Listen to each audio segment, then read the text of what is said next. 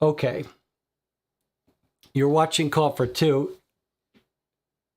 I've been talking for a half hour to myself. The chat is now, I can see, I looked at the chat to catch up after I finished reading, and the chat says, where is the audio? Why aren't we seeing anything? But you guys can hear me now, right? You can see and hear me? All right, so we had a little mistake. Now, I thought we solved this when we added the new technology where you guys could flash the red light to let me know, and where I checked that the AV was live. But we finished our last stream, we started this one, and I got a little lazy and we messed up and we lost the half. I've been reading that letter for a half hour to myself. Now it does record locally, so if I wanted to, I could just play that audio, but I guess we'll just take a deep breath and do it all again. But that's a half hour I've been sitting here that I'm going to repeat now. Okay. Got a checklist. I should have gone through it. I should have checked in with the chat to make sure the AV was okay, but one of you should have given me a little alert on my red light. But I would have saved myself trouble if I had paid attention to the chat. All right, but we'll have a little abbreviated thing and then we'll read this over again. I had a full conversation with the chat, but you guys didn't. Yeah, I guess it was never broadcasting. Okay, so, well, I apologize for you guys sitting there waiting for a half hour. And I apologize to myself for actually having the stream go on for a half hour. It's clear I got to do some improvement to my display here. It should have warned me that I wasn't live. Okay, I'll have to work on that. All right, but we're live now. Everyone can hear me. Everyone's settled in. I should have checked in the chat. I guess what happened was I did check on the chat, but I thought people were responding to me, but we were responding to each other. You were responding to each other. Okay, well, these things happen. I do have a big on-air sign, but it's a little misleading. Okay. Sorry you guys had to wait with nothing. I'm sorry I had to do all that myself. Let's rewind a half hour. Most of it was spent just reading letters. So I'm going to put the letter back in the envelope. We'll just rewind this a little bit. All right, well, it could always be worse. All right, we'll have an abbreviated version of what I discussed in the beginning. To answer Ginny's question from last week, you've already answered it in the chat. Yes, if you sign up to Dear Holmes now, you will get access to the backlog of podcasts of professionally narrated cases. There are only 2 cases or so, 8 letters in the backlog, but that still might be worth it. If for some reason you'd rather hear a professional narrate it than to hear me narrate it. And this is our 3rd letter in the series. We expect there to be one more letter next week, which will fully eliminate most doubt, and then a 5th letter with Sherlock Holmes explaining the case. And if we wanted to submit an official answer before that 5th letter solution, we could. But we don't seem to care too much about that. Okay, so now let's quickly recap the case so far. In the first letter we got, a dog was attacked in the flank with a knife. The bear cage was chewed on. We went to take the dog to the vet. He identified it as a knife attack. And then we bought a new lock for the hound's cage. And at that time, we found out that the bear keeper also bought a new lock for the bear cage because he saw there were some shavings of the lock that he thought the bear was trying to chew up. We had lots of interesting theories about someone creating a distraction and how could a human get into the hound's cage and stab him with a knife. Maybe it was an animal attack like a cassowary, those scary ostrich-looking dinosaur birds. The third letter threw us for a loop because all of our theories seemed to be invalidated. We went into town to pay the vet, and we found 2 more dogs had been attacked. One poisoned that we saved, and another one hit on the head with a hammer. Very strange, someone in town attacking dogs now. We were accompanied by Mr. Derry, our assistant, and on the way back home from town, he told us that he saw Alphonse Chalfont, the Lord's son, leaving the peasant or bar right near where one of the dogs was attacked. And our guy writes to us at the end of letter 2. His summary says, his summary for letter 2 says, I'm afraid Alphonse, the son, might be involved, but I better be very careful about saying anything about it. Probably just a rumor. And he says, if I am going to accuse the Lord's son, I better have some damn good evidence about it. And he asks us, if there's any information you need, let me know. So that's where we're left with the second letter. And now we have letter 3, which I opened and read. And now we're going to do it again. All right, so it's 4 pages of typewritten text. The letter is arriving on 26th of June, 2 days after the previous letter.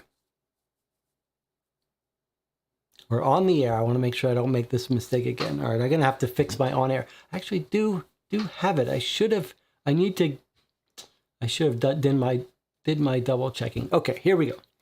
Dear Mr. Holmes, thank you for your letter. I know enough of your work, as described by the good Dr. Watson, to understand that the information you've requested, especially that which concerns the current occupants of the Chalfont estate and their movements, will enable you to refine your theories on this case. As I indicated to you earlier, the Chalfont estate is a large one, with an accordingly extensive staff. You'll understand that I'm not in a position to give you a view of every soul on the estate, but with all of us living on the same grounds, we are to an extent all in each other's pockets. I will endeavor to be as objective as possible and confine my comments to those whom I know personally. Lord Chalfont is 54 years old. I've served him since 1894. He was a fine huntsman as a lad and has always been a fair though demanding master. He sits in the House of Lords and, as I've previously indicated, has extensive business and political interests. Naturally, he's upset the occasional man, but in my time on the estate, he's been subject to but one benign assault. This occurred 9 years ago, when Mrs. Juniper was still with us. The old housekeeper tossed a handful of rice at his lordship when he soiled the dining hall rug just after she'd scrubbed out a stain. In other words, Lord Chalfont is fairly well liked. His son Alphonse Chalfont has a fair-sounding combination of names, but is a queer fish. Most call him Mr. Alphonse to avoid confusion with his father. As you know, he's a frequent visitor of the Pheasant and has an affinity for sweets. He's 31 years old, unmarried, and as his father's heir presumptive, is free to present his political views.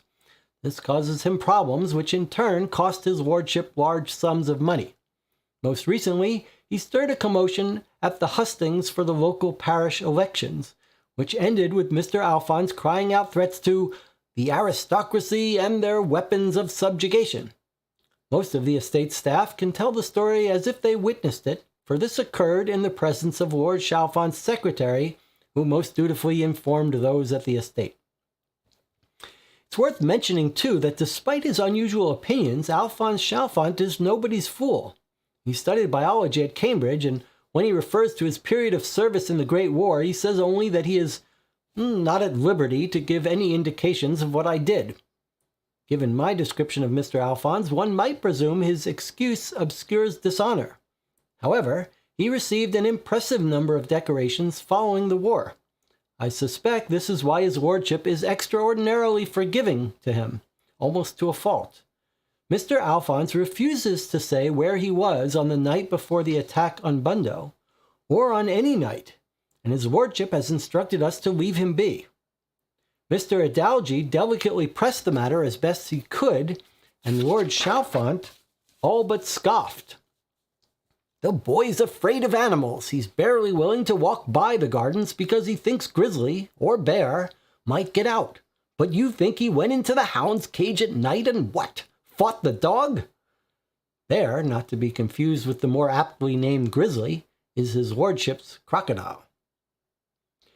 I only accepted this once Constables Keaty and Nelson properly interviewed Mr. Alphonse. Both agreed with his father's appraisal. We have since learned, of course, that he was at the Pheasant on the evening of the 23rd.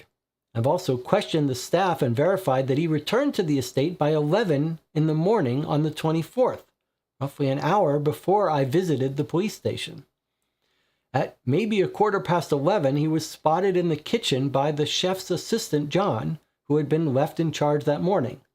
His lordship's butler saw him heading to his bedroom with peppermints at 11:30. Lord Chalfont's personal assistant and secretary is Mr. Horace Idalgi. He's of Parsi stock, though a Christian convert, and is just shy of 50 years old. He's worked for Lord Chalfont for 14 months now, and one of his primary duties is simply handling his lordship's extensive correspondence. There appears to be no secret of this that Mr. Idalgi is not privy to. No secret of his that Mr. Idalgi is not privy to. Just as knowledgeable is he when it comes to the staff's lives. In his short time here, he has ingratiated himself with the servants, maids, cooks, groundskeepers alike, quite successfully. I've always found him correct, but want to see a personal slight in any incident. He's rather prickly, to say the least, despite his ceaseless grinning. He does not spend much time around the animals, though I will say he is fond of Mr. Bertram's terrier. I've spotted him giving Perky small bits of cheese on more than one occasion. His lordship has confirmed he saw Mr. Idalgi enter his bedroom on the night prior to Bundo's attack. The room is located down the hall from Lord Chalfont's own room, which Mr. Idalgi must walk past to reach the stairs. According to his lordship, his secretary slept through the night and early morning, save for a short bout of coughs just after sunrise. On the 23rd, Mr. Idalgi and Lord Chalfont were up until 4 in the morning playing cards and smoking. This was confirmed by the kitchen servants whose rooms lie beneath the study. They were both in bed asleep when I left to town on the 24th. The butler, Mr. Summers, is a consummate professional in his work and has grown gray in the service of Lord Chalfont. His personal situation is a complex one. He threw over his wife 2 years ago, but she remains on the estate as Lady Chalfont's dresser. Their paths cross frequently when both are present. I say this because Lady Chalfont, along with the dresser and one of the maids, takes up residence with her father in London for several months each year for her musical studies. She's an excellent harpist, and as her father is a studied musician himself, he's able to introduce her to fine private tutors. This year, I believe she will return in August. Since the ordeal with his former wife, Mr. Summers has taken up with a much younger member of the kitchen staff, Miss Ruby Willis, but has confided in me, "I find it hard to keep up with such a demanding woman." Well, he need not tell me, for I often overhear him grumbling about Miss Ruby to Mr. Idalgi. The night before Bundo's assault, I recall encountering Mr. Summers outside of the kitchen, murmuring, "I can't keep it up, I can't keep it up." Miss Ruby from within chirped, "Well, come on then, we don't have all night." Before following her back into the kitchen, he sighed. She wants to try a new recipe, bonbons, but Lefebvre will only let her use the kitchen when it's late. I regret promising to help." The following morning, I did not see him until returning home from Mr. Allison's office. He was gathered with everybody else near the dog enclosure. From what I know, he did not leave the estate on the night of the 23rd or the morning of the 24th. Were it not for his disproportionate fear of hounds, even Perky has been known to cause him great alarm. I might be more wary of him. Mr. Lewington, his lordship's zookeeper, tends to keep to himself and has specialist knowledge of animals, of which he is perhaps too proud. "I often need it," he likes to say. "I usually know better than the veterinarian what works. Some weeks ago I asked if he would give me some scraps for the hounds. Crocodile is fed an excess of fresh meat, and he refused, instead delivering a short lecture on his expertise. Lord Chalfont's exotic collection requires all sorts of obscure treatments and particular diets to live in captivity. Even a small change in their daily feeding can greatly upset them. I must keep them at their best, as should you. They're delicate creatures. And so on he went. He's lived on the estate since the end of the last century and is an inveterate gambler. I know because he routinely tries to touch me for money, though I've none to give him. I would have even less if I acquiesced, as he seems to exercise poor judgment in his choice of horses, greyhounds, sporting individuals, and indeed sporting teams. It has always come as a surprise that Mr. Willington enjoys the races. He seems in all ways like the sort you would expect to hear shouting in defense of the horses and all. I believe Mr. Willington was in his bedroom when I left the estate on the morning of the first incident. I walked past his door on my way out and could hear the man snoring rather healthily. On my return from the veterinarian, I found him preparing food for the animals just outside of the menagerie on the side of the property opposite the dog enclosure. He, too, remained on the estate the night of the 23rd and the morning after, save for a brief night stroll for 20 minutes at 8. The head cook, Monsieur Lefebvre, has a colorful background and has, like Mr. Summers, what I would characterize as a complex personal life. He's a man who has traveled the world and enjoys making it known. Before his post on the Chalfont estate, he served as a cook on a number of expeditions to both poles, including the disastrous mission of Douglas Mawson. 2 of the members of the party lost their lives. Unlike most other senior members of staff, his wife, Catherine, does not receive a salary as she is consumptive. I understand that her death is certain, but how long her departure from this vale of tears is drawn out is not. She lives out her days entirely separate from the rest of the estate, such that I cannot remember the last time I saw her. Monsieur Lefebvre hardly speaks of her, and when he does, he speaks softly, with a deep sadness in his voice. He's known to seek solace in the company of some of the more junior of the kitchen staff. Joanna Blounce, the scullery maid, is his preferred choice of company at present. The other maids sometimes whisper about him and Miss Blounce as if it's a great scandalous secret. Yet the truth is that there are no secrets between Lefebvre and his wife. Catherine is well aware of his coquettish nature. She herself suggested he seek friendship with other women once her health began to falter, or so I was informed by Mr. Adalji. He's a common sight in the kitchen due to his lordship's penchant for chocolate biscuits, and is hence very friendly with Monsieur Lefebvre, Miss Ruby, and John. The latter is Monsieur Lefebvre's apprentice. In any case, Lefebvre seems to love his wife in spite of the curious arrangement, and will raise a storm if anybody so much as touches the special meals he carefully cooks for her. Their marriage is difficult to characterize. Lefebvre was up awaiting deliveries in the kitchen on the morning of Bundo's attack. The night of the 23rd, I saw him retreat to his room close to 9, which makes sense given that Mr. Willington saw him walking out of the kitchen around 9. The 24th, he was in town as early as 5 to get an early start at the market and did not return until past noon to help John finish lunch preparations. John Liage, a 19 years old, was hired last September as noted to be Monsieur Lefebvre's apprentice, though he has had a history of irritating the chef and being sent off on errands or to help Mr. Summers, who will then send him off to the maids. In fairness, the boy tends to ask tedious questions, and Lefebvre is more than capable of managing the kitchen alone. He also knows that so long as there are meals and biscuits, his lordship will pay no attention to a minor change in order.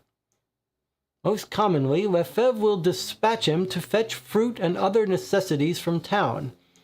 When he's helping on the estate, he's often scrubbing the corridors surrounding the dining hall or cleaning and filling the ice boxes for Lefebvre. Having said that, I will add that he is winning over his superior lately, as Lefebvre seems to be granting him small amounts of responsibility. He has, for example, been placed in charge of the kitchen several mornings in the last weeks. The 24th was one such occasion. John was happily starting to gather ingredients for breakfast, waiting for Lefebvre to bring back fruits and sweets from town when I left the estate that day.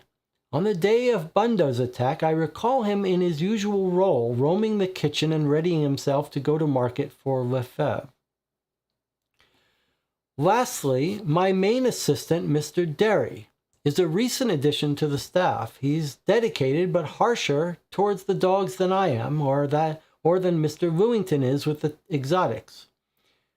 Derry himself has uttered, "I'll do whatever is necessary to get the best out of the hounds, just as I did in Flanders. Animals do not obey unless they know there is a little devil in you." Even so, I respect the man and find his company somewhat pleasing. He suffered something awful during the Great War. He has told none of the details to me, but I've heard it mentioned on more than one occasion. Mr. Adalgy and his lordship have spoken at times of his terrible loss. Some days when we sit eating in the servants' quarters, he will suddenly fall silent and shiver uncontrollably. Other days he speaks oddly, stumbling over his words while we work. And he is perhaps too familiar a habitu of many of the local hostelries. I can't help wondering if he uses drink to numb the memories. The first morning in question, Derry was in the kitchen when I rose, still barefoot and dressed in his pajamas.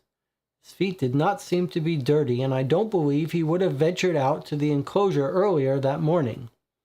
On the night of the 23rd, he admits he visited the Pheasant Inn until just before midnight, and I can attest to the fact that he was in bed the morning of the 24th. I awoke him to go to town at sunrise. Mr. Holmes, you will understand my misgivings about speaking so plainly about my employer and my colleagues. Accordingly, I leave this information in your hands and beg you to treat this letter with discretion. Please advise me before anything else transpires. In the strictest confidence, Peter Bradley. All right. Well, we've got a detailed letter there talking about where all the people were and their personalities.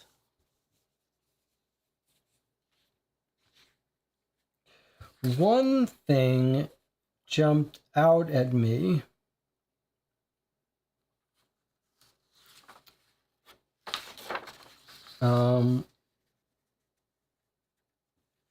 But let me hear what you guys think. Alphonse is implied to be a political radical, maybe a communist. This is all quite detailed. If there's only one letter left, it's pretty much got to be one of these. Who was where and when? Is Lefebvre poisoning his wife? Well, this... Rob made a joke. Okay. Actually, let me launch off what Intina said, because the one thing that occurred to me based on Jonathan's theory. So Jonathan's theory at the last letter was, on the comments, is someone experimenting with how to disable dogs. And one of the things that we got in this letter is Lefebvre's wife has consumption and she's taking a long time to die. And I wonder if what we've got here is, if you combine those two facts, is Lefebvre, the cook, experimenting with ways to kill his wife? Is he like trying to see, is poison going to kill her? Is a hit on the head with a hammer going to kill her? Is a stab with a knife going to kill her? Is that what he's doing? It's an interesting theory. It would be compatible with Jonathan's idea of experimenting on dogs.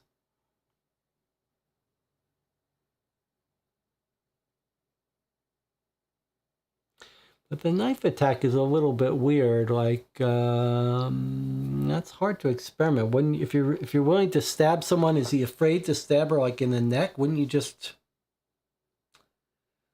I can absolutely see needing to experiment with poison. You're not sure how much will kill them. But do you really need to experiment with a hammer or a knife? Wouldn't you just do it until they died?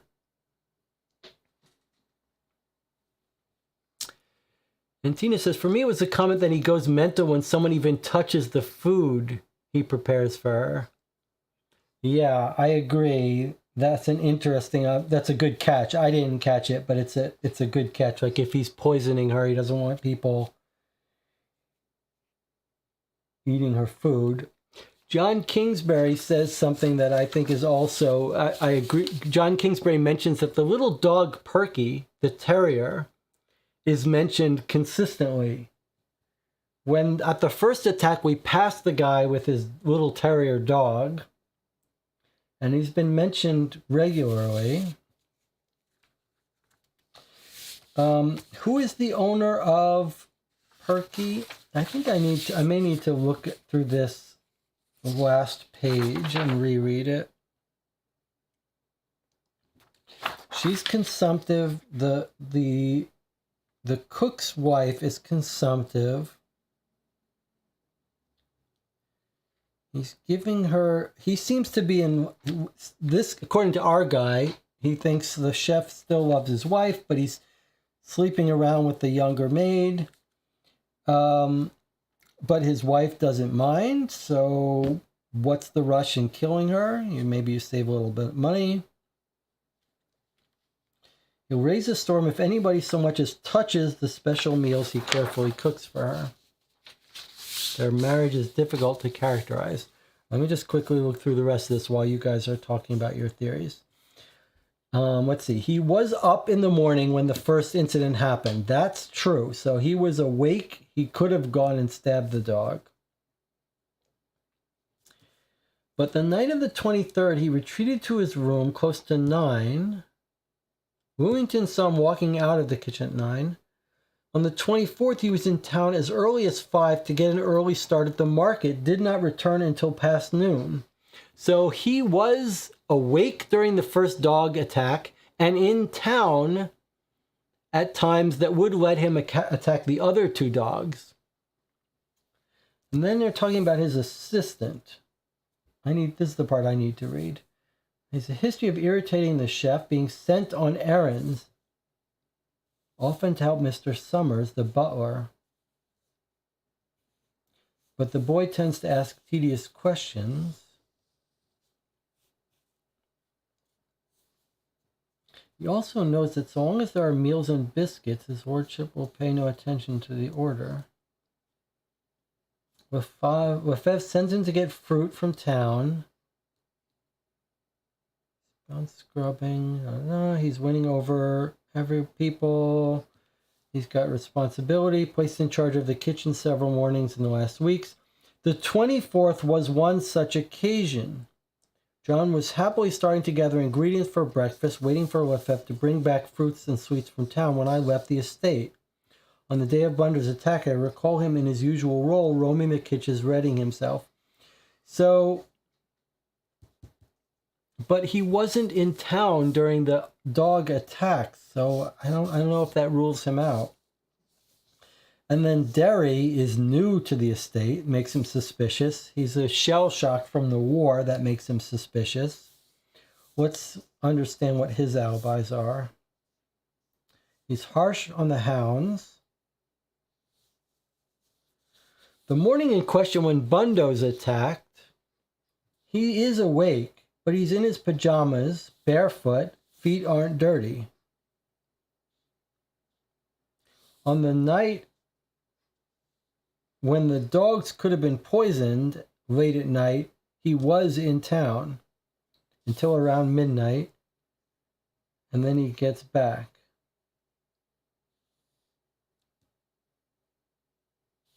So he did have a possible opportunity to attack and hit the dogs the night before.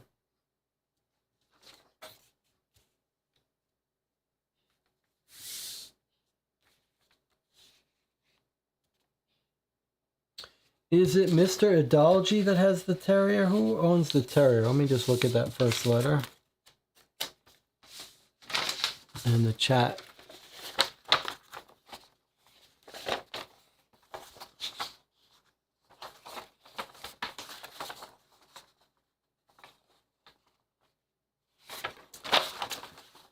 Okay, we passed Lord Chalfont's valet, Mr. Bertram, who was walking his own mascot, a shrill fox terrier, Perky, for an early morning walk. We told him what happened. Mr. Bertram gasped, picked up Perky. "This is why you sleep in my room, Perks," he said. So Bertram is not on this list, is that right? Bertram isn't even one of the suspects on this list. So it would seem odd that Bertram could be involved in this. I like the idea that it's the chef. I'm not quite sure what in our theory, but it's hard. I can see him wanting to kill off his wife, but it is a little weird that he would be attacking dogs with a hammer. Let's see what the chat says. Maybe we have side cases in this game, then the chef poisoning his wife. Is it worth drafting a grid of people and times? Maybe. He could have had second thoughts about poisoning her, dumped the food for the dog to eat, but why stab and bludgeon the other dogs? And how does the bear fit in? Bear could be a complete red herring. Cui bono for Perky being hurt. Could Lefebvre be putting his assistant in charge of the kitchen to cover him while he's preparing and carrying out the attacks? Is the animal attack back as a possibility? I didn't realize they had a crocodile. What else do they have?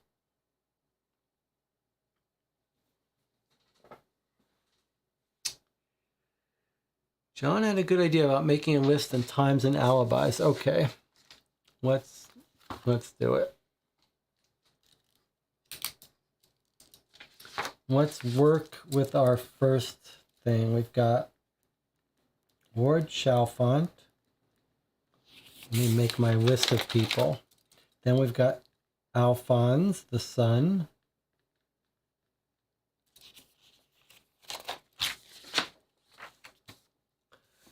Then we've got Horace Adalji, the assistant to the Lord. Then we've got Mr. Summers, the butler.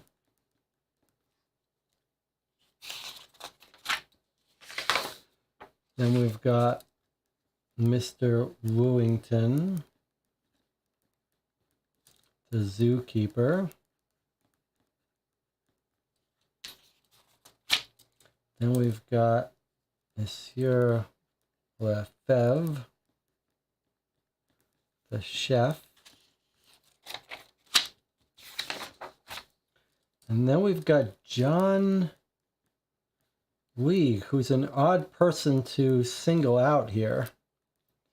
The 19-year-old chef's assistant. Then we've got Mr. Derry, the hound's assistant. Okay, those are the people in this letter here, which seems to be our primary suspects, but not necessarily the entire list of suspects. We've also got, I suppose, for half measure, Mr. Bertram,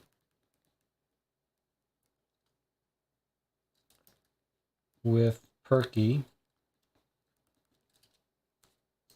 And then we've got the other people mentioned in this letter, right? The maid that he's having the affair with, his wife, but probably those are not our primary suspects.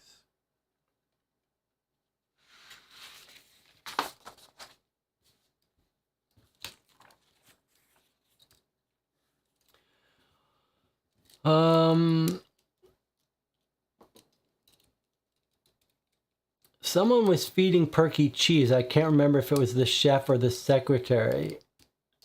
Do you think feeding cheese to Perky is suspicious? I think it's not suspicious. He would know. Like, if Perky got sick, he would be blamed. And Perky's not getting sick. There's no sign of Perky being ill. He doesn't mention it. And we're mentioned about feeding the animals.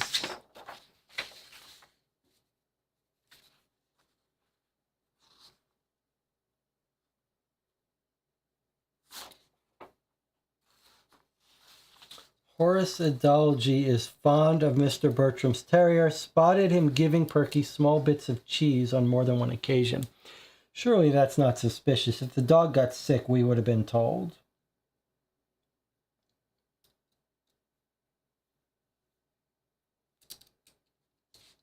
The question remains, who benefits? And Tina says, the thing with the cough and who's in what room, something strange is going on there.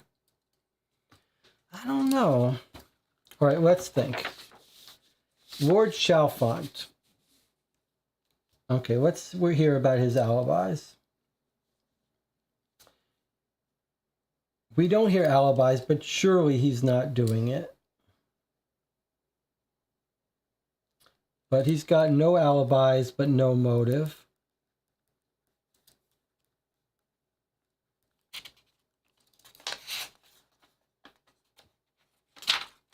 All right, let's look at Alphonse, the son.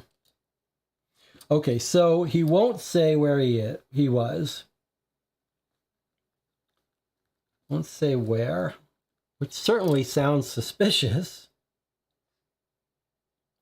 But he's afraid of animals.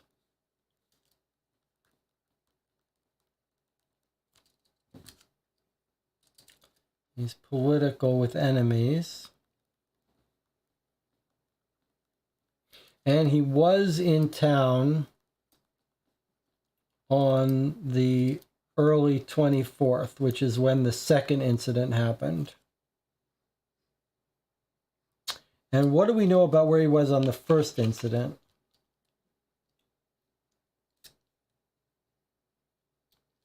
He's got some biology. He refuses to wear, he says, on the night before the attack on Bundo. The boy's afraid of animals. They agreed. He was at the Pheasant on the evening of the 23rd. That's near where the dog we found was poisoned and beat. He returned by 11 on the 24th, roughly an hour before I visited the police station. That's consistent. It's consistent, but maybe it's important. He's back on 24th by 11 on the morning. An hour before I visited. Maybe 11:15, he was spotted in the kitchen. Back by 11, then he goes and he gets his peppermints.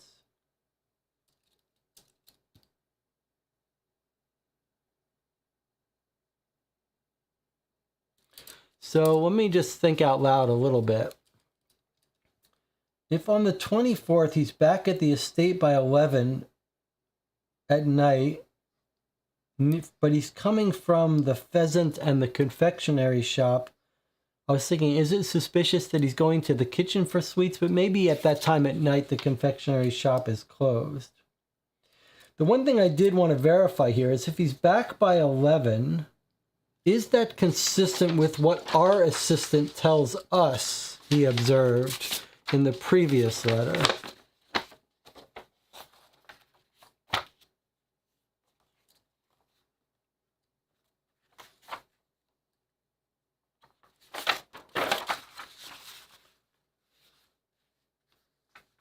Let's see. And then we're told about the owners, can't take care of the dogs. Okay, here. Here is our guy telling us.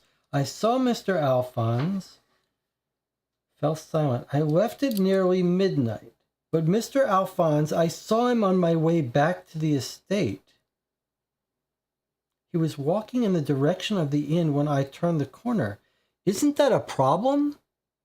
Haven't we spotted a contradiction? Because our assistant Derry says he left at midnight and passed Alphonse. But we're told Alphonse gets back at 11. Isn't Derry lying then? Lying or mistaken? Because two people see Alphonse at home by 11.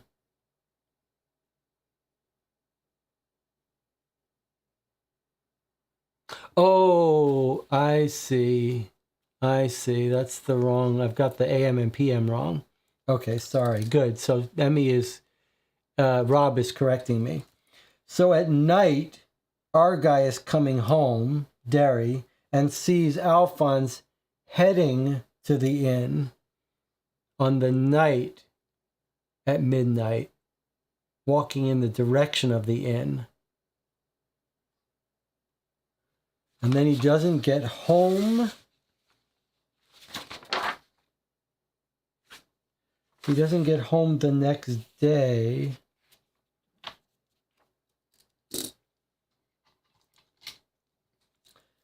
Okay, we have learned since that he was at the Pheasant on the evening of the 23rd. And then they're asking when he came back 11 in the morning on the 24th. Okay, sorry. Okay, good catch, everyone. All right, so he was there all night, I guess.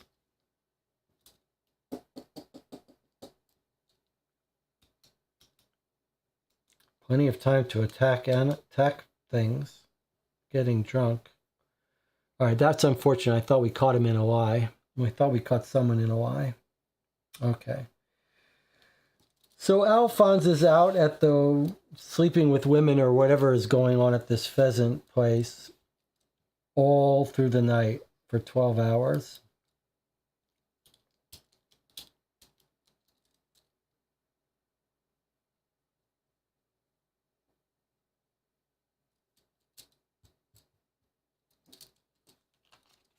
Okay, so he's on the evening of the 23rd, back on the 24th at midnight. No alibi for him. No good motive, but no alibi.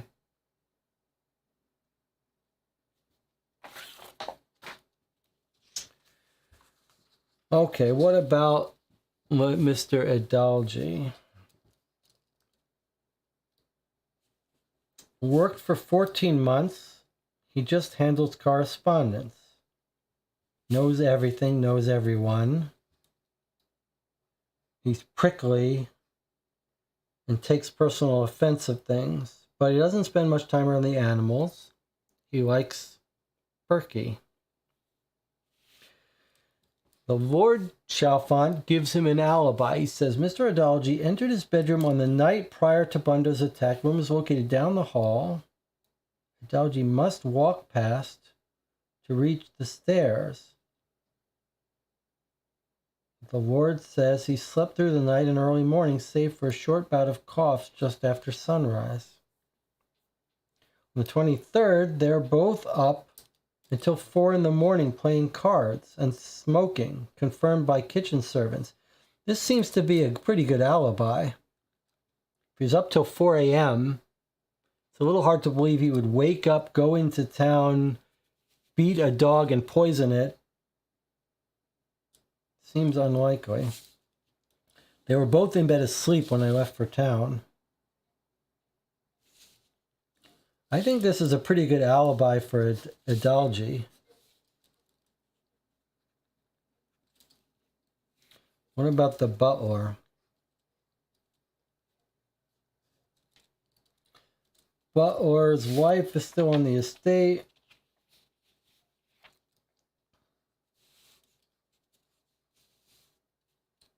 He's taken up with the younger kitchen staff, Ruby. They're baking bonbons. The night before Bundo's attack, I can't keep up. We don't have all night. She's trying bonbons. They can only use the kitchen when it's late. And remember, the hounds were attacked like before 5 a.m. It seems very hard to believe that he did this and then he attacked Bundo. Unless he didn't care about his sleep.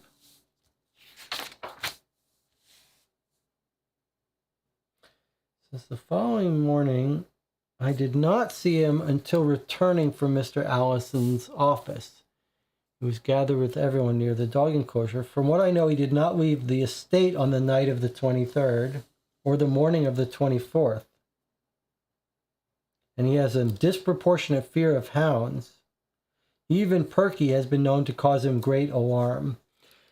So he's pretty much alibied time on both days, it seems, although not certain on the first day, and scared of dogs. That doesn't seem like the kind of person who would poison or hit a dog with a hammer if he's so scared. So I would rule him out. Okay, Mr. Lewington. Sorry, that was the butler. Scared of dogs. Alibi 24th. Soft alibi for the butler. Okay, Lewington, the zookeeper. He's very particular about the animals, but not the dogs, just his special animals. He's a gambler, often short of money. But that, we don't think any reason you'd kill dogs for money. I believe Mr. Lewington was in his bedroom when I left on the morning of the first incident. Walked past his door on my way out, could hear him snoring. On my return, he was preparing food for the animals. He too remained on the estate the night of the 23rd. The night, except for a brief night stroll for 20 minutes at 8. That sure seems like alibi timeline, soft alibi. I don't see how you get into town, kill the dogs, poison one, hit one in 20 minutes. So I think he's out. Here's our cook who doesn't have good alibi. Lefebvre, his wife, Catherine, who's got consumption. He served as a cook on a number of expeditions to the poles. He's having an affair, but he says, who says it's okay? It's a common sight. She's been dying for years. She doesn't get paid, so she's eating up his money, I guess. Seems to love his wife in spite of the curious arrangement and will raise a storm if anybody so much as touches the special meals he cooks for her. Okay, I think Lefebvre is poisoning his wife. I think and Tina was right. He's connecting these two. He seems to love his wife because he'll raise a storm if anybody touches the special meals. I think he's poisoning her. She's slowly dying of consumption. So I think we've got our person here. So if this is right, I mean, we should focus on him and his relations a bit. Maybe search through the other letters. Let's keep looking about him. He was up awaiting deliveries in the kitchen on the morning of Bundo's attack. Okay, so he's up. We can reread that. But he is awake for Bundo. So no alibi for Bundo. And then on the night of the 23rd, I saw him retreat to his room close to 9, which makes sense given that Mr. Lewington saw him walking out of the kitchen around 9. So 9 o'clock, he leaves the kitchen. But where does he go? On the 24th, he was in town as early as 5. He did not return until past noon. So he's got no alibi for the 24th attacks to either. So, boy, is he our number one suspect, I think. Now, let's read a little bit about John League, his assistant, and maybe we're looking for clues about Lefebvre as well. So he irritates the chef. The chef sends him on errands. He fetches stuff from town. He's often helping on the estate, scrubbing carters. He is winning over his superior lately, as Lefebvre seems to be granting him small amounts of responsibility. He has, for example, been placed in charge of the kitchen several mornings in the last weeks. So Lefebvre can leave the estate, I guess. 24th was one such occasion. Waiting for Lefebvre to bring back fruits and sweets from town. The day of Bundo's attack, he was in his usual role, roaming the kitchen, readying himself to go to market for Lefebvre.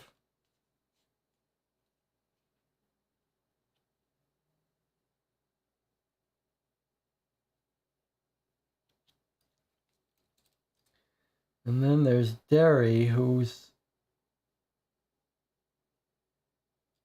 shell-shocked. But Derry was up, but he's in his pajamas, barefoot.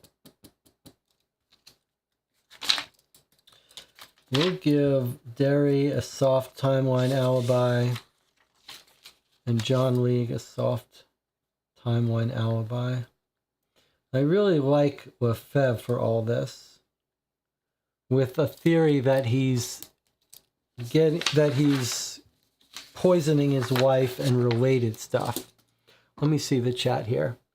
Alphonse is back by 11, and we found the attack dog around 12. Policeman found the poison dog before the second was attacked. I'm not sure if he had time. We're told that the poison dog could have eaten the poison up to a couple hours ago. Could it be a two-person job? Oh, I really don't. This does not look like a job where anyone's being paid. And maybe we're just told the wife lets him do whatever she wants. Maybe... Or even if she does, it still doesn't mean he didn't kill her to get this ability. I want to look through the previous notes for more clues about the chef.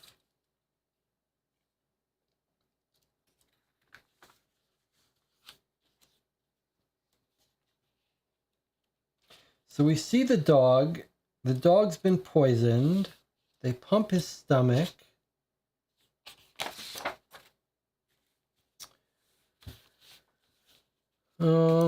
The dogs could have wandered from elsewhere 2 hours ago. So the poisoning happened at least 2 hours ago.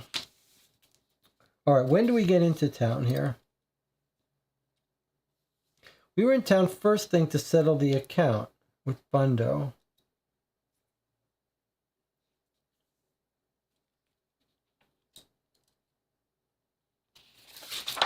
So 2 hours. So the poison dog on the 24th, 2 hours prior to our arrival. When do we get there? Does anyone remember if we got information about when we went into town on the 24th? Because whenever we got there, we know he was poisoned at least 2 hours ago. We were in town first thing. When? When is first thing?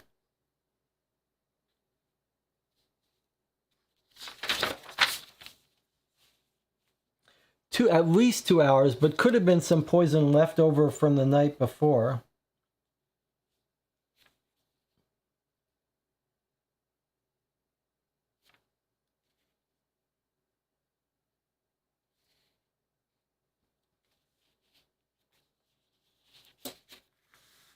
Then we go to the police station, and he says,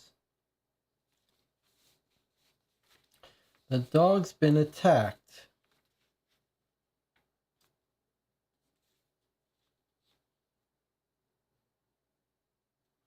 Constable Roberts came in just a half hour ago after encountering a strangely injured dog. There was the second attack, but we don't know when this dog was attacked. They heard some strange barking. So we don't know exactly when the dogs were attacked.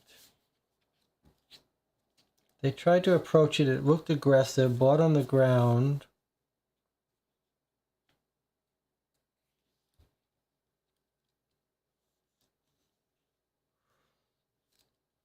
Struck with a heavy blunt object, but it didn't knock him out. Heavy poker or hammer. Nothing else was found in the alley, just the old mutt. He got away from someone. Look at his collar. Belongs to Mr. Grant, Wallace's dog, at his forge off by Butler's Cross.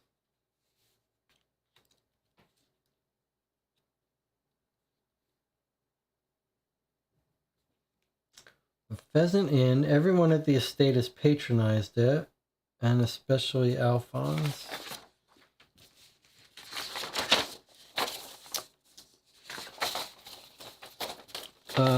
And Tina says, I thought it was about 8 or 9. Both dogs were found in the same place. The girl should have been at school, that's right. So sometime early in the morning. So sometime between maybe 7 a.m., 8 a.m., 9 a.m., somewhere in there. Okay, now let's look at our first letter and see if we can't catch Lefebvre doing anything suspicious. He hears the barking at 5. He gets up. He runs out. He finds the dogs stabbed. His assistant, Mr. Derry, is already up. He's preparing a light meal. His shift was not due. So it's a little bit suspicious that our assistant is up.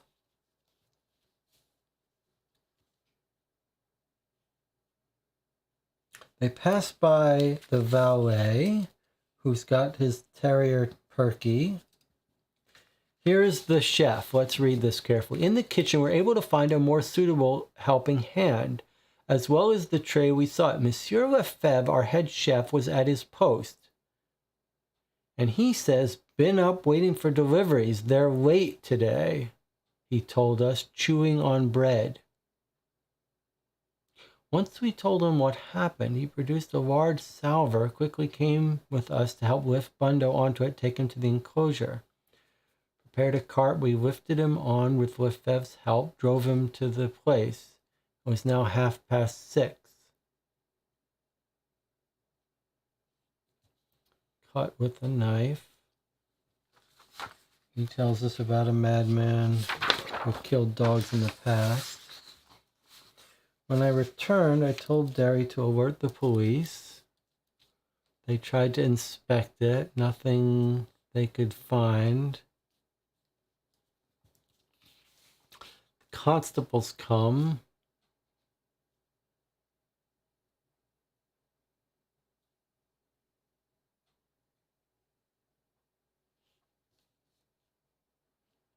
He never locks the dog enclosure. They go to the blacksmith. Bloomington was here last week. He made a new bolt to one of his cages.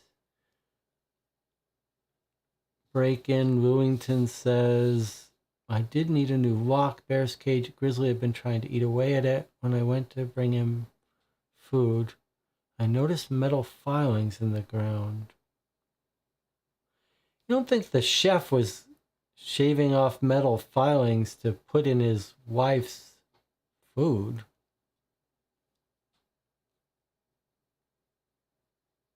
Got a new padlock now. 3-inch diameter, enough for Grizzly.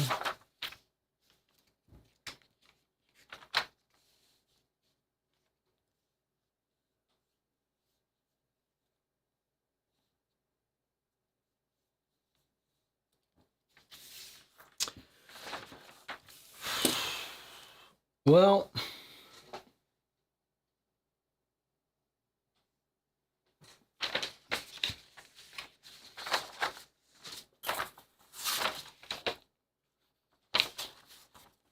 the chef is how long have these people been working? The head chef, colorful background. Before his post, he serves as a post on a number of expeditions. Doesn't really tell us how long he's worked there. The person who's new is Derry, a recent addition to the staff. But he's got a terrible loss and a sort of secret past that's troubling him.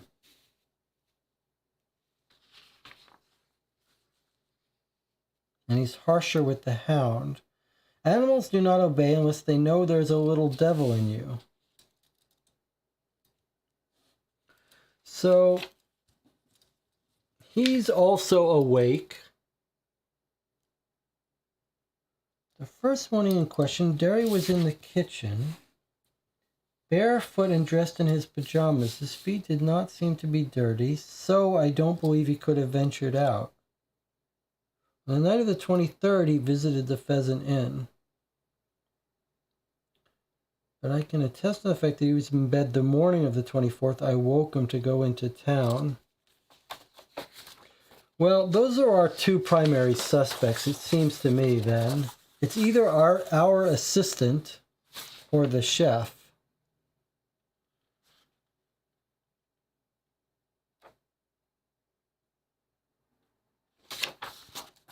All right, let me see the chat here.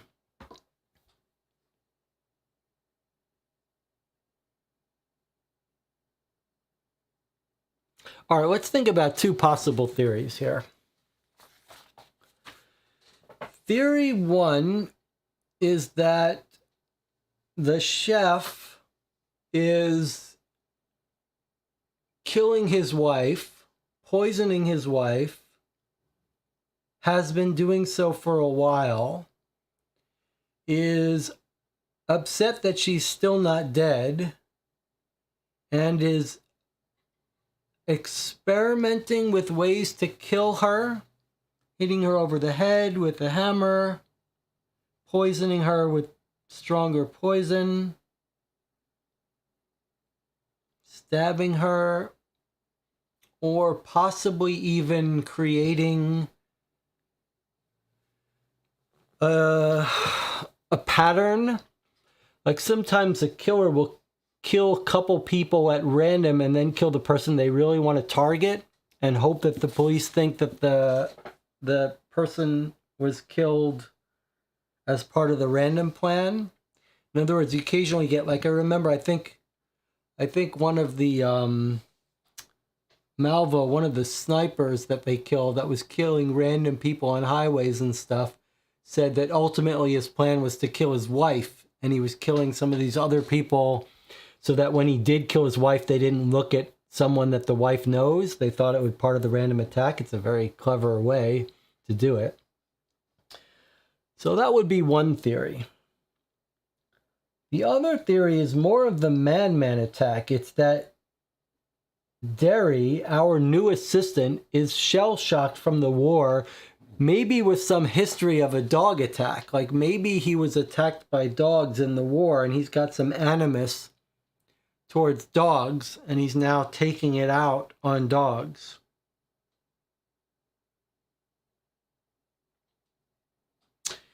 So he's got timeline.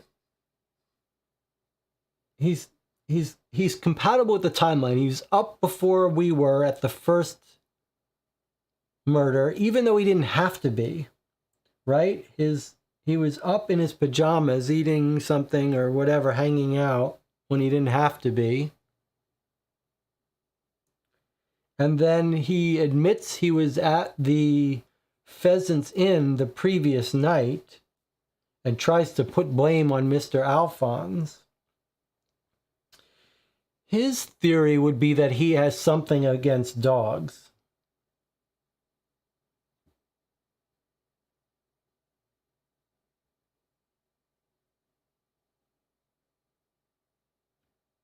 And then he's taken a job to be close to them because he wants to get out his anger on them.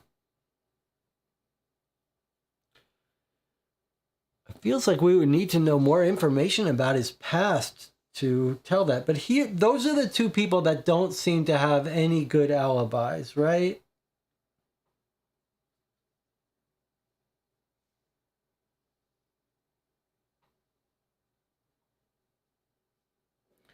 Neither one has good timeline alibis. I guess for that matter, Alphonse, the son, doesn't either.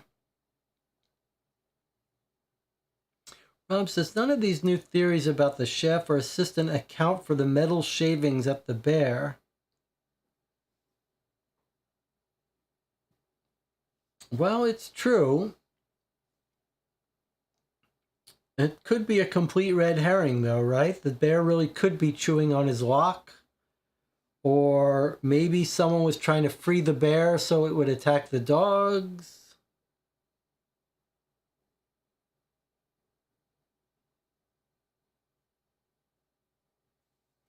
I mean, the bear is not something that I'm so sure that we can explain or should be able to explain.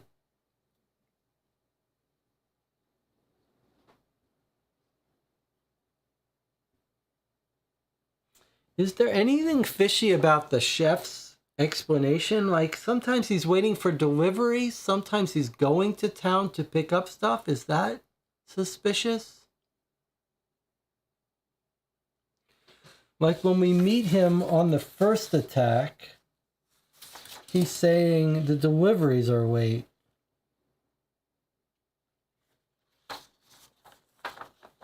And then he's in town on the 24th. Is that odd?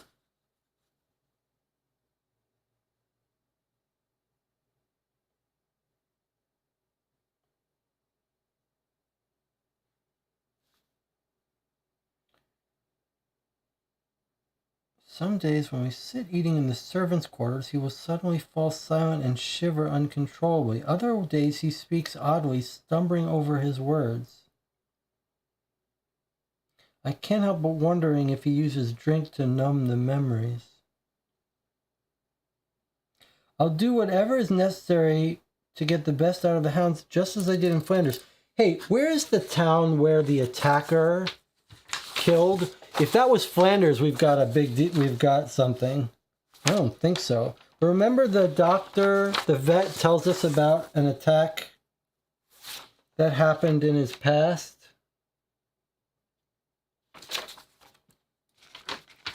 Can we make sure that wasn't in Flanders?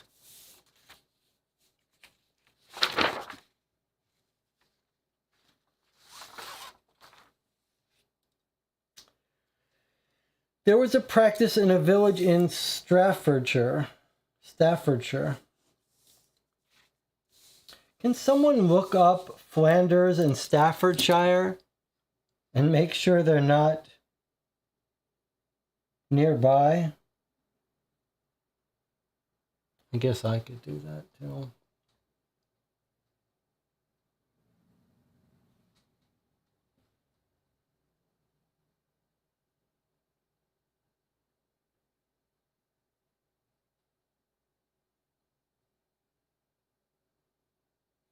That would be a pretty big coincidence if they were nearby.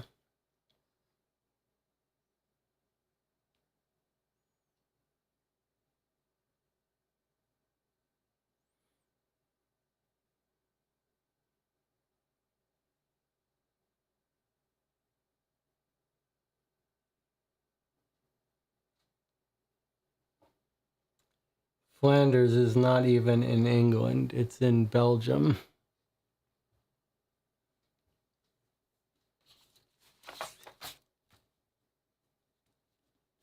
All right, well, that was a good idea of mine, though. If he says, like, he used to work in Flanders, and that was the same place that the dogs were attacked, according to the other doctor, that would have been a big discovery.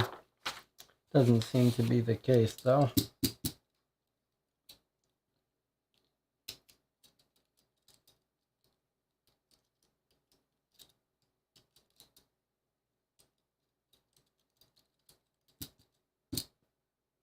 I mean, it would have been pretty easy for him to kill the dog and then change back into his pajamas.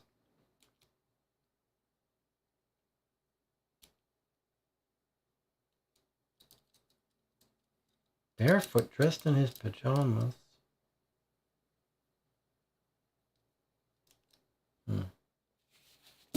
All right. Well, I'm not sure we have anything more to discuss here. We've done our due diligence digging into this.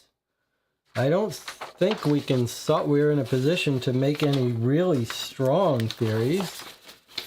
We've only got one more letter back. Does anyone want to go on the record with a theory at this point? I feel like I've got two reasonable suspects. I got two false alarms. First, I thought our assistant got caught in a lie.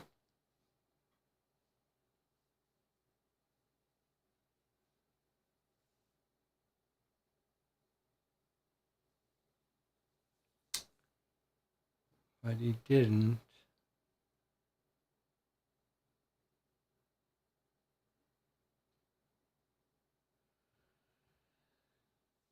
Alphonse the son, I mean, he has no alibi and he's not willing to give us any, but he's afraid of dogs.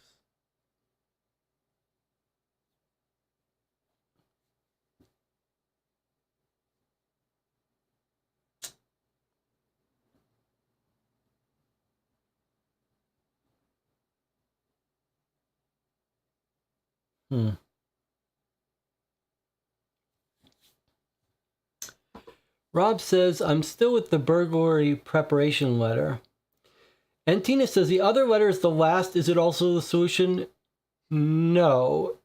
We're going to get one more letter, and then a week later we get the solution. So we've got one more letter laying out details of the case.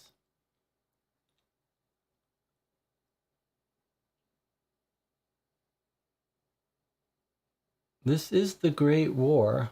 Isn't Flanders Field mentioned in World War I war poetry? When is this set? This is 1924. So they are talking about the Great War.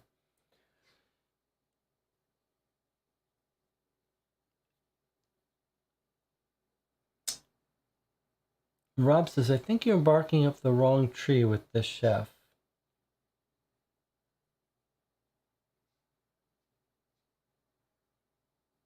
If I had to guess now, if it was just poison dogs, I would think it's the chef poisoning people. But if the chef is trying to figure out how to quietly kill his wife, he's taking a long time to do it with poison. Surely he would just up the dosages. So if I had to guess, I would guess it's our new assistant. But I feel like we have a dearth of information, a dearth of proof about him. It is odd that he's up.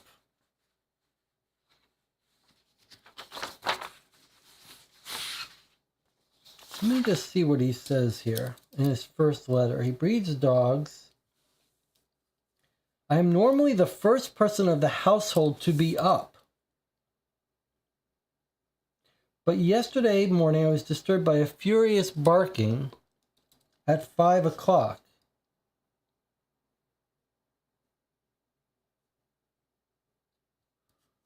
So it's usually just him up a little later, and then, but what does he find up? He finds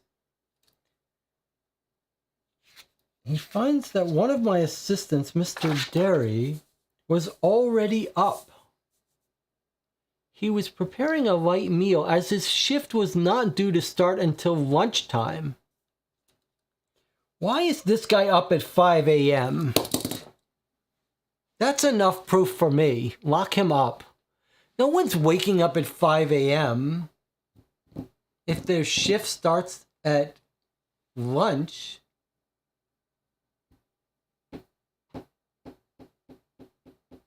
I mean, I guess he's hungry. He went down for a snack in his pajamas. Still, that's very suspicious. Why this guy would be up at 5 a.m. Can I say something else that's suspicious? Think about it for a second. Think about it for a second also. This is the Hound's assistant, right? Our guy gets woken up by their crazy barking. He runs out, finds the dog injured, comes back in, and the hound's assistant is awake already, just nonchalantly having a sandwich? Why isn't the hound's assistant running out to see what the dogs are barking at? If he was already up and he heard the dogs barking, why didn't he go out there to see what was wrong? That's it. I've decided it's the hound's. It's our assistant, Mr. Derry. It's just not feasible. It's not conceivable to me that he's awake. He's got a mid-morning shift, and he's awake at 5 a.m. just hanging out, having a sandwich. And he doesn't hear the dogs going crazy?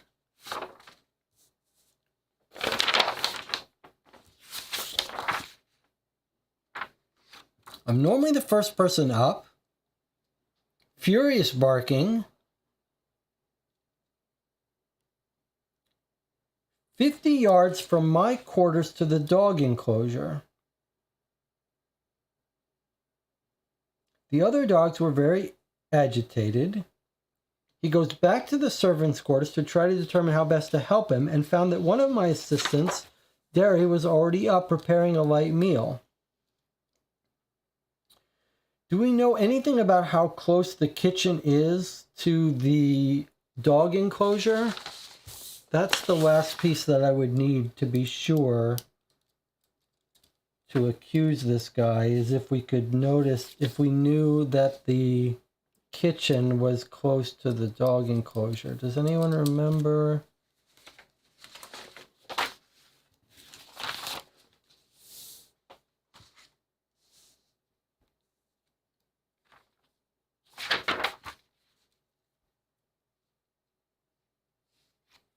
I think we're going to turn out that our Mr. Derry, our assistant, has a bad history with dogs, is what I think. The only flaw in my theory would be as if the kitchen is and the servants' quarters are far away from the dog enclosure.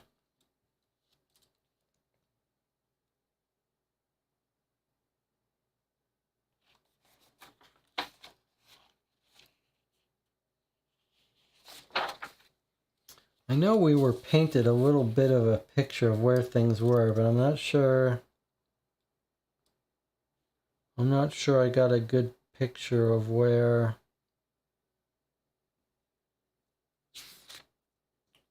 the kitchen servants whose rooms lie beneath the study. Kitchen servants whose rooms lie beneath the study.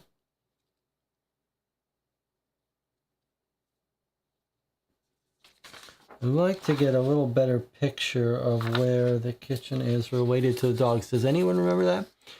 Jesse, check Rob's comment. Okay, thank you for having that checked. I wish you guys had used that earlier. Derry is alibied for the town dog attacks. No, he was with our letter writer on the way into town. I don't think that's true now that we think about it. So here's what we know. We know that Derry came back from town around midnight. And we go out at 8 a.m. And we then encounter the poison dog and the beat dog. But all we know is that the dog must have been poisoned at least 2 hours before we got there. But it could be quite a bit longer. So the idea that Derry went to town the previous night, got drunk, beat some dog in an alley, and left poison for another dog, then came home at midnight, and that the dogs weren't discovered till the next morning, still seems feasible to me. That seems to be consistent with the timeline. All it requires is that the dogs didn't eat whatever poison he left out until later in the evening and that he beat the dog up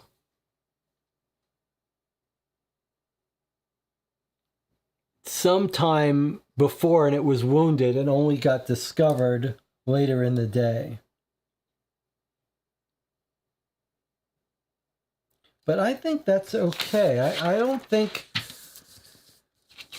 there's strong reason to believe that the dog wasn't beaten the previous evening and just discovered in the morning.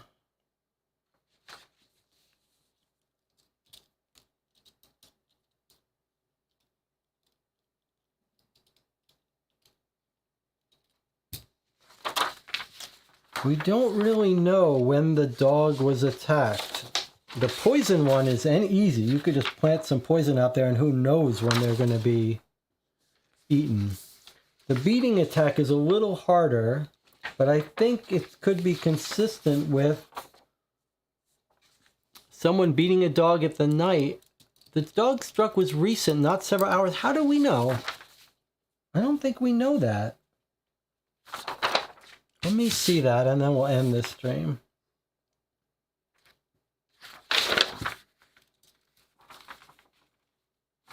Okay, let's see. So we go into the police station to discover the dog.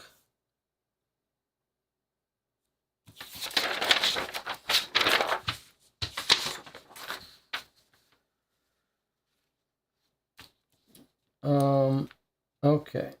Chalfont. Okay. I recall the constables. We went out to the Chalfont estate. They reported the dog. Constable Roberts came in half an hour ago after encountering a strangely injured dog, and I knew I should see you. Sergeant then asked to follow him down a poorly lit corridor. We were told of the dog at Dragon Alley and of Miss Violet and her friend as we walked. They reached a spacious room, and he told us of the second strange attack. There was some ungodly barking heard coming from Pullman's Alley.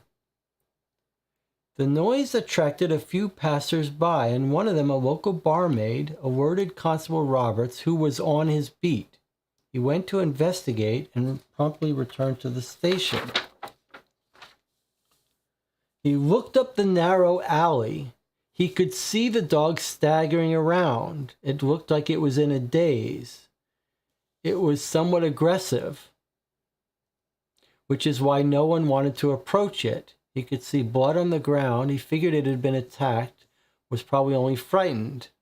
It's at the station now. It's doing much better.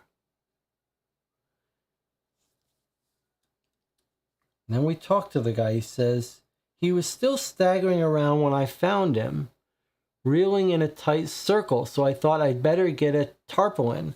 So I think this dog could have been in this alley all night.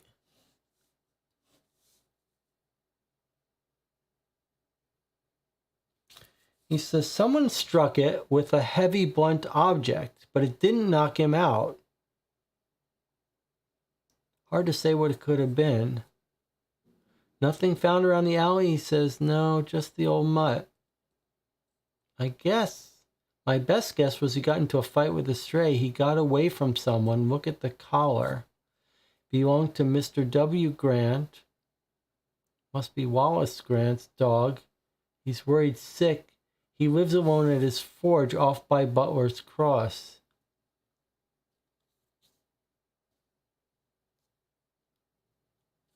So I don't think we know that this dog wasn't attacked last night. But Rob disagrees. Rob says the barking was the attack.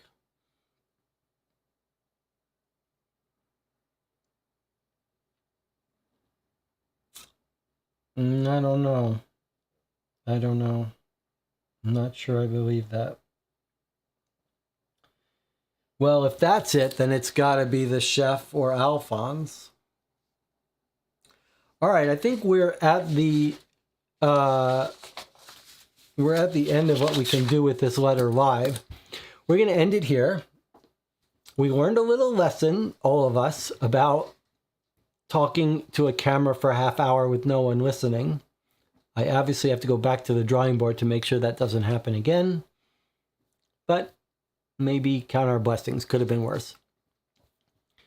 But we will continue this discussion in the comments of the YouTube, of this video on YouTube. So if you've got additional thoughts, please get them in. I'd love to hear more theories. I don't feel great about everything, but if I had to put my money, I'd put my money on our assistant, but not very confident. All right, I will see you next time.